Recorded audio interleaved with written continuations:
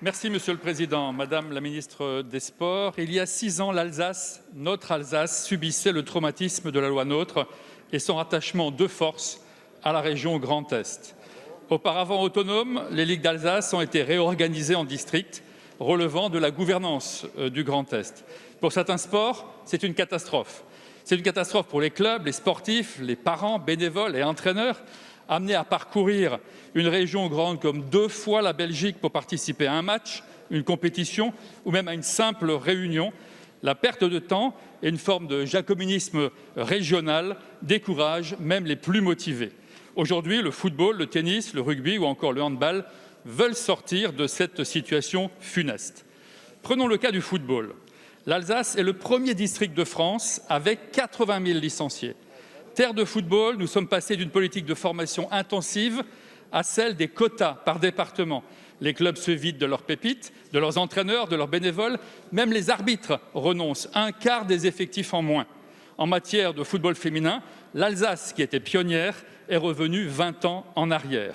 Sous l'impulsion du président de la République et de notre majorité, la loi du 2 août 2019 est venue redonner à l'Alsace une part de sa souveraineté perdue. Avec son article 5, le Parlement a ouvert la voie à la différenciation en permettant la libre gouvernance dans le sport. L'Assemblée d'Alsace vient même de voter à l'unanimité une résolution pour le rappeler. Pourtant, certaines fédérations invoquent toujours l'article 5 pour bloquer toute réorganisation. Madame la Ministre, pourriez-vous clairement ici nous dire que l'article 5 permet bien de recréer des ligues sportives alsaciennes et pourriez-vous nous confirmer que dans la ligne de la création de la collectivité européenne d'Alsace, le gouvernement entend la demande des acteurs du sport et de l'ensemble des élus alsaciens? Merci. La parole est à Madame Roxana Maracineanu, ministre déléguée chargée des Sports. Monsieur le Président, Mesdames et Messieurs les députés, Monsieur Bruno Fuchs, cher Bruno, vous le savez que je suis alsacienne de cœur, mais dans ma position de ministre, évidemment que j'entends toutes les demandes de tous les acteurs du sport et je veille à ce que ce gouvernement y réponde. C'est pourquoi j'ai échangé avec plusieurs parlementaires, plusieurs élus alsaciens et des acteurs du sport d'Alsace pour leur expliquer l'articulation entre le Code du sport et l'article 5 de la loi pour la création de la collectivité européenne d'Alsace qui a été votée par votre majorité en août 2019 à l'issue d'un large processus démocratique. Il y a la loi et l'article 5 qui prévoit que les fédérations culturelles et sportives peuvent créer des organes infrarégionaux à l'échelle de la CEA, c'est-à-dire des comités départementaux qui regroupent le Haut-Rhin et le Bas-Rhin. La Fédération d'équitation l'a par exemple proposé et ce comité d'Alsace existe aujourd'hui car nous l'avons acté.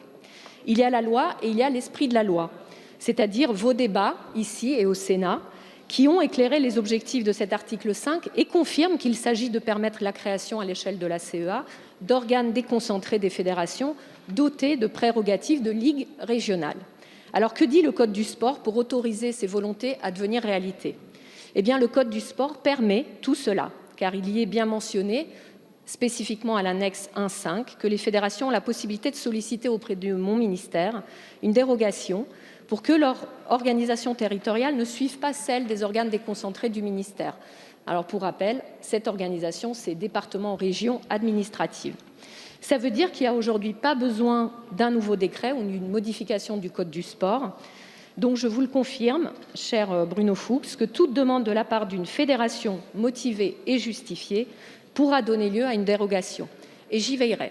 Bien sûr, mon ministère veillera aussi à ce que cette demande ait suivi un processus démocratique et de transparence qui sied à toute décision fédérale, d'autant plus si elle doit être actée par mon ministère. Merci.